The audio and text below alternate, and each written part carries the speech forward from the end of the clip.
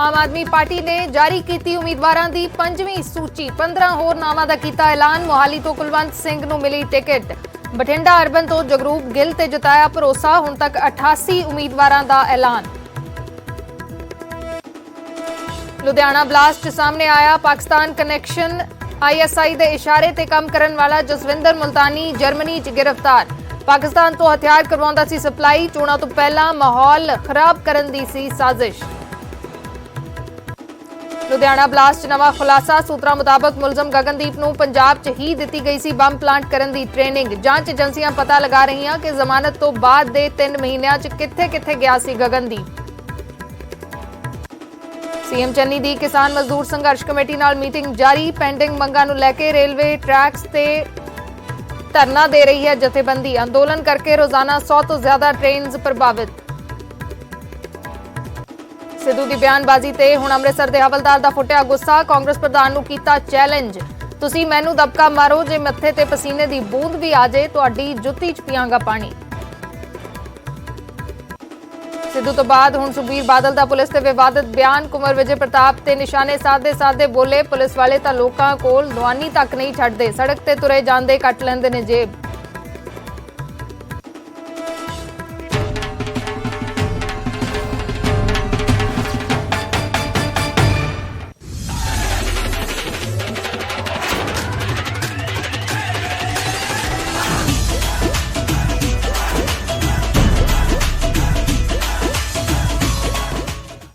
सत श्री अकाल, मैं अर्शदीप संधू न्यूज़ 18 पंजाब हरियाणा हिमाचल देख रहे दर्शकों का स्वागत है। शुरुआत करते हैं एक वड्डी खबर दे नाल। आम आदमी पार्टी ने उम्मीदवारों की 5वीं सूची जारी कर दी है। 15 होर उम्मीदवारों के नाम का ऐलान किया गया है। मोहाली तो कुलवंत सिंह नूं टिकट दी गई है। कुलवंत सिंह साबका मेयर जो कल ही आम आदमी पार्टी शामिल हुए ने, उन्होंने उम्मीदवार ऐलान दिता गया है। मोहाली तो चमकौर साहिब तो डॉक्टर चरणजीत नूं टिकट दी गई है। बठिंडा अर्बन तो जगरूप गिल नूं उम्मीदवार बनाया गया है। राजा सांसी तो बलदेव सिंह मेहंदिया नूं टिकट दी गई है। हुण तक आम आदमी पार्टी ने 88 उम्मीदवारों का ऐलान कर दिता है। ते उमेश मोदगिल साडे सहयोगी इसे खबर ते होर जानकारी दे लई बने हुए ने। उमेश, की कुछ जानकारी है, किहड़े उम्मीदवार ऐलाने गए ने? देखो, आम आदमी पार्टी ने 88 उम्मीदवार कुल ऐलानते ने ते अज जिहड़ी 5वीं लिस्ट आ उहदे विच 15 उम्मीदवारों की घोषणा की है।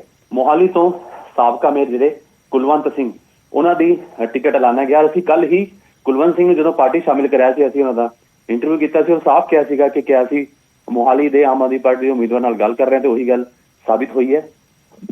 इस तो इलावा डॉक्टर चरणजीत सिंह चमकौर साहब तो समाज सेवी ने और बाकी जिहड़े उम्मीदवारों के नाम भी असीं स्क्रीन ते ले रहे हैं। किते ना किते आम आदमी पार्टी जिहड़ी हैगी है 88 उम्मीदवारों के नाल अकाली दल बसपा तो बाद सैकेंड पार्टी है जिहड़ी पंजाब च लगातार लिस्ट जारी कर रही है।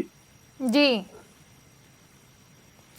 उमेश, किते ना किते जो चर्चा सी कि किसानां ने जो सियासत चाउण दा फैसला लिया है ते उन्हां दा गठजोड़ आम आदमी पार्टी दे नाल हो सकदा है। 88 उम्मीदवारों का जे आम आदमी पार्टी ने ऐलान कर दिता है तो की मन्निया जावे कि अलायंस नहीं हो रहा? देखो, कल भी असीं यही सवाल भगवंत मान नूं पुछिया सीगा। उन्होंने कहा जी साडी शुभकामनावां ने किसानां नूं, लेकिन असीं गठजोड़ दी जिहड़ी है हले गल नहीं चल रही है। और उधर किसानां दी जिहड़ी पार्टी है उन्होंने भी 117 उम्मीदवारों की कहा कि असीं 117 उम्मीदवार उतारांगे। गठजोड़ की गल उन्होंने भी की। हो सकता है आने वाले दिनों च कुछ गठजोड़ होए या जिद्दां दी संभावना बने, लेकिन फिलहाल यह है कि अज 5वीं लिस्ट तो बाद किते ना किते आम आदमी पार्टी दूजी पार्टी है जिहड़ी लगातार अपने उम्मीदवार लाने जा रही है। और गठजोड़ की जिथे तक गल है, क्योंकि ज्यादा नहीं कुछ बोले भगवंत मान या राघव चड्डा, उन्होंने सिर्फ इन्ना कहा कि असीं उन्होंने शुभकामनावां देने हैं और बाकी जिहड़ी गल है हले साडे कोल कोई ऐदां दी गल साडे विच नहीं चल रही है। हुण देखना होएगा कि भविख दे गर्भ च की छिपिया।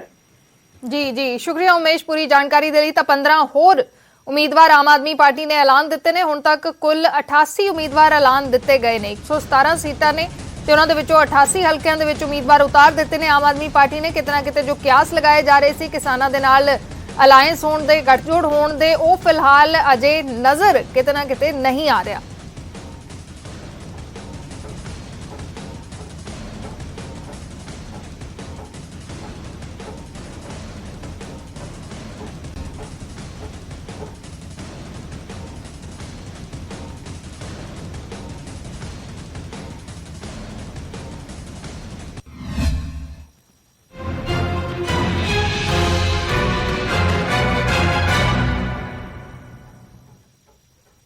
तो ਲੁਧਿਆਣਾ ਬਲਾਸਟ ਦਾ ਪਾਕਿਸਤਾਨ ਕਨੈਕਸ਼ਨ ਸਾਹਮਣੇ ਆਇਆ ਹੈ। ਜਰਮਨੀ ਚ ਅੱਤਵਾਦੀ ਜਸਵਿੰਦਰ ਸਿੰਘ ਮੁਲਤਾਨੀ ਨੂੰ ਗ੍ਰਿਫਤਾਰ ਕੀਤਾ ਗਿਆ ਹੈ। ਮੁਲਤਾਨੀ ISI ਦੇ ਇਸ਼ਾਰੇ ਤੇ ਕੰਮ ਕਰ ਰਿਹਾ ਸੀ। ਸੂਤਰਾਂ ਦੇ ਹਵਾਲੇ ਨਾਲ ਖਬਰ ਹੈ ਕਿ ਪਾਕਿਸਤਾਨੀ ਖੂਫੀਆ ਏਜੰਸੀ ISI ਦੇ ਇਸ਼ਾਰੇ ਤੇ ਮੁਲਤਾਨੀ ਕੰਮ ਕਰ ਰਿਹਾ ਸੀ ਤੇ ਚੋਣਾਂ ਤੋਂ ਪਹਿਲਾਂ ਸੂਬੇ ਨੂੰ ਅਸਥਿਰ ਕਰਨ ਦੀ ਸਾਜ਼ਿਸ਼ ਦੇ ਵਿੱਚ ਸ਼ਾਮਲ ਸੀ। Jaswinder Multani 6 for Justice SFJ ਦੇ ਨਾਲ ਜੁੜਿਆ ਹੈ। ਪਾਕਿਸਤਾਨ ਤੋਂ ਵਿਸਫੋਟਕ ਤੇ ਹਥਿਆਰ ਤਸਕਰੀ ਦੇ ਵਿੱਚ ਸ਼ਾਮਲ ਰਿਹਾ ਹੈ। ਸੂਤਰਾਂ ਦੇ ਹਵਾਲੇ ਤੋਂ ਜਾਣਕਾਰੀ ਹੈ, ਇਹ ਵੀ ਜਾਣਕਾਰੀ ਹੈ ਕਿ ਮੁਲਤਾਨੀ ਨੇ ਭੂਰਾ ਤੇ ਰਿੰਦਾ ਨਾਂ ਦੇ ਦੋ ਸ਼ਖਸ ਨੇ ਜਿਨ੍ਹਾਂ ਦੀ ਮਦਦ ਦੇ ਨਾਲ ਵਿਸਫੋਟਕ ਭੇਜਿਆ ਸੀ ਲੁਧਿਆਣਾ ਬੰਬ ਬਲਾਸਟ ਦੇ ਲਈ। ਇਹ ਸੂਤਰਾਂ ਦੇ ਹਵਾਲੇ ਤੋਂ ਵੱਡੀ ਖਬਰ ਹੈ। ਮੁਲਤਾਨੀ ਖਾਲਿਸਤਾਨ ਦਾ ਵੀ ਸਮਰਥਕ ਹੈ। ਗ੍ਰਿਫਤਾਰੀ ਹੋਈ ਹੈ ਜਰਮਨੀ ਦੇ ਵਿੱਚ ਲੁਧਿਆਣਾ ਬਲਾਸਟ ਮਾਮਲੇ ਦੇ ਵਿੱਚ। ਇਹ ਵੱਡੀ ਗ੍ਰਿਫਤਾਰੀ ਹੋਈ ਹੈ ਜਰਮਨੀ ਦੇ ਵਿੱਚ। ਜਸਵਿੰਦਰ ਮੁਲਤਾਨੀ ਨੂੰ ਗ੍ਰਿਫਤਾਰ ਕੀਤਾ ਗਿਆ ਹੈ। SFJ ਦੇ ਨਾਲ ਇਹ ਜੁੜਿਆ ਹੋਇਆ ਹੈ ਤੇ ਸੂਤਰਾਂ ਮੁਤਾਬਕ ਪਾਕਿਸਤਾਨੀ ਖੁਫੀਆ ਏਜੰਸੀ ISI ਦੇ ਇਸ਼ਾਰੇ ਦੇ ਨਾਲ ਕੰਮ ਕਰਦਾ ਸੀ।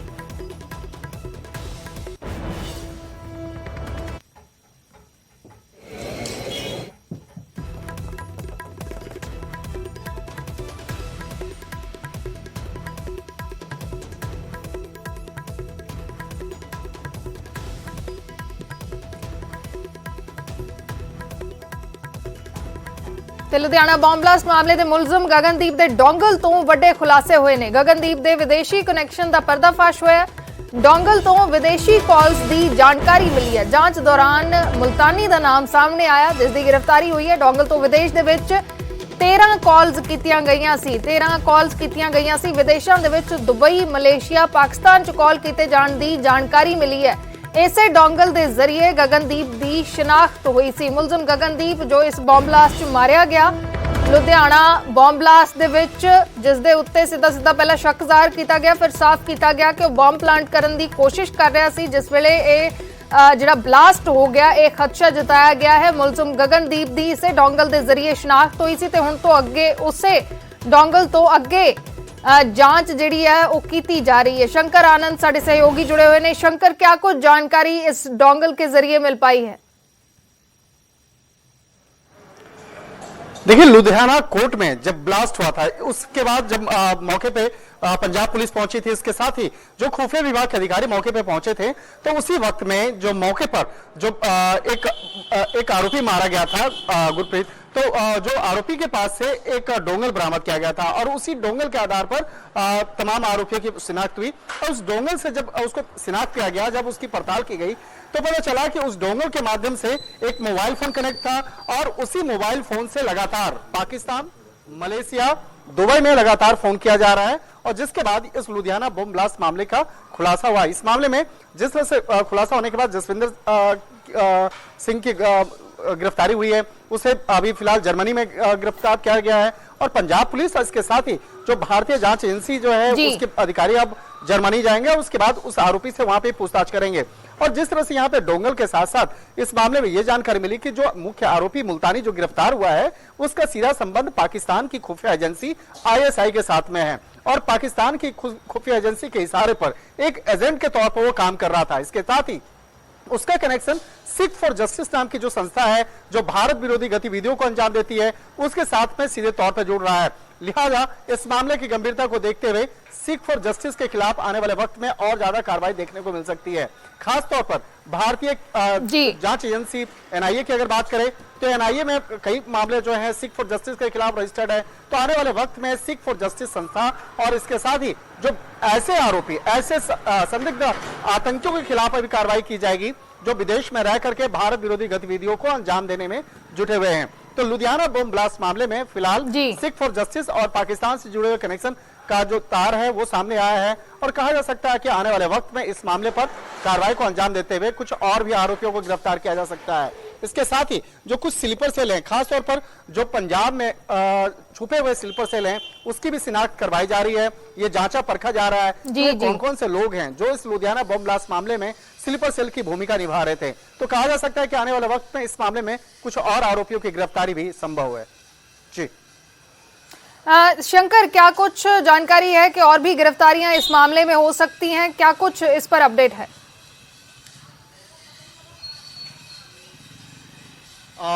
अगर देखिए इस मामले में बात करें कि जिस तरह से इस मामले में भूरा नाम का एक आरोपी, उसकी उसका नाम सामने आया है और इसके साथ ही कुछ ऐसे लोग भी थे जो मुल्तानी के संपर्क में सीधे तौर पे जुड़े हुए थे और उन्हीं के इशारे पर ये जो केमिकल है, जो विस्फोटक है, उसको लुधियाना में पहुंचाया गया था और लुधियाना कोर्ट में एक बड़े स्तर पर एक ब्लास्ट करने की तैयारी की गई थी।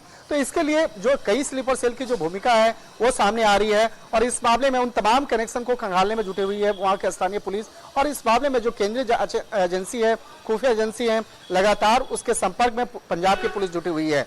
तो किस तरह से वहां का स्लीपर सेल की भूमिका रही है, किस तरह से कोर्ट रूम तक उस ब्लास्ट की सामग्री को पहुंचाया गया और इस मामले में कई लोगों की जो भूमिका है उसको जोड़ने का प्रयास किया है।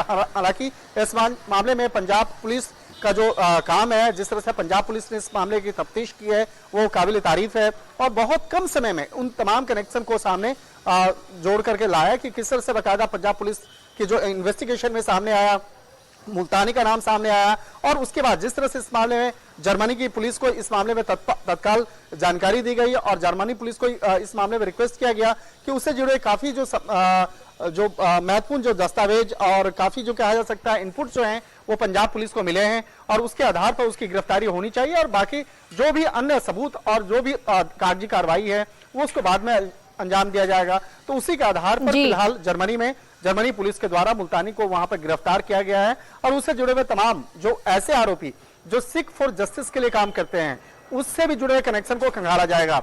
देखिए, अगर केंद्रीय जांच एजेंसी एनआईए की अगर बात करें तो एनआईए पिछले कुछ समय पहले ही कनाडा और कुछ दूसरे देशों में भी बाकायदा वहां गई थी और वहां पर जाने के बाद कुछ ऐसे आरोपियों को तलाशा जा रहा है, उससे जुड़े हुए तमाम कनेक्शन को खंगाला जा रहा है जो अक्सर भारत विरोधी गतिविधियों को अंजाम देने में जुटा हुआ है।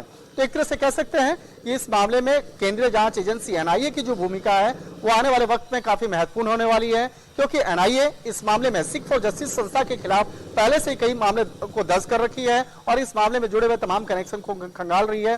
तो एक तरह से कह सकते हैं कि एनआईए की तफ्तीश जो है इस मामले पर कई और बड़े खुलासे कर सकती है।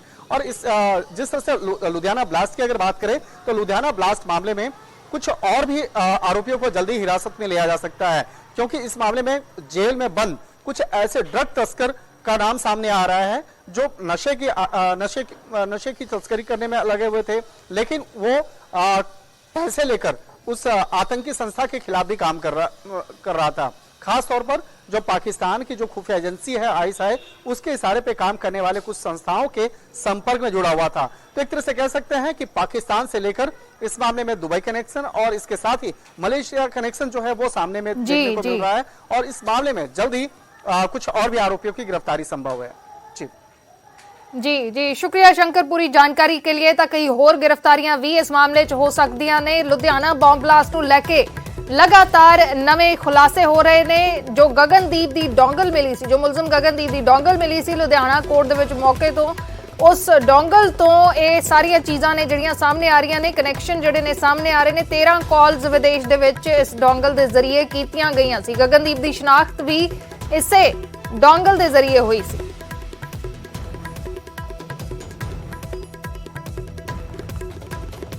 ਤੇ ਮੁਲਜ਼ਮ ਗਗਨਦੀਪ ਦੇ ਬਾਰੇ ਇਹ ਵੀ ਖੁਲਾਸਾ ਹੋਇਆ ਹੈ ਕਿ ਮੁਲਜ਼ਮ ਗਗਨਦੀਪ ਨੇ ਬੰਬ ਪਲਾਂਟ ਕਰਨ ਦੀ ਟ੍ਰੇਨਿੰਗ ਲਈ ਸੀ। ਇਹ ਸੂਤਰਾਂ ਦੇ ਹਵਾਲੇ ਤੋਂ ਖਬਰ ਹੈ ਕਿ ਪੰਜਾਬ ਦੇ ਵਿੱਚ ਹੀ ਟ੍ਰੇਨਿੰਗ ਲਈ ਹੋ ਸਕਦੀ ਹੈ। ਪੰਜਾਬ ਦੇ ਵਿੱਚ ਹੀ ਬੰਬ ਪਲਾਂਟ ਕਰਨ ਦੀ ਟ੍ਰੇਨਿੰਗ ਗਗਨਦੀਪ ਦੇ ਵੱਲੋਂ ਲਈ ਹੋ ਸਕਦੀ ਹੈ। ਐਨਆਈਏ ਤੇ ਪੁਲਿਸ ਇਸ ਗੱਲ ਦਾ ਪਤਾ ਲਗਾਉਣ ਦੇ ਵਿੱਚ ਜੁਟੇ ਹੋਏ ਨੇ ਕਿ ਜ਼ਮਾਨਤ ਤੇ ਜਦ ਗਗਨਦੀਪ ਬਾਹਰ ਆਇਆ ਸਤੰਬਰ 2021 ਦੇ ਵਿੱਚ, ਤਾਂ ਉਸ ਤੋਂ ਬਾਅਦ 3 ਮਹੀਨੇ 'ਚ ਗਗਨਦੀਪ ਕਿੱਥੇ ਗਿਆ ਸੀ, ਕਿਸ ਨੂੰ ਮਿਲਿਆ, ਵਿਸਫੋਟਕ ਸਮੱਗਰੀ ਕਿਸਨੇ ਮੁਹੱਈਆ ਕਰਵਾਈ, ਇਹਨਾਂ ਸਾਰੀਆਂ ਚੀਜ਼ਾਂ ਨੂੰ ਖੰਗਾਲਿਆ ਜਾ ਰਿਹਾ ਹੈ।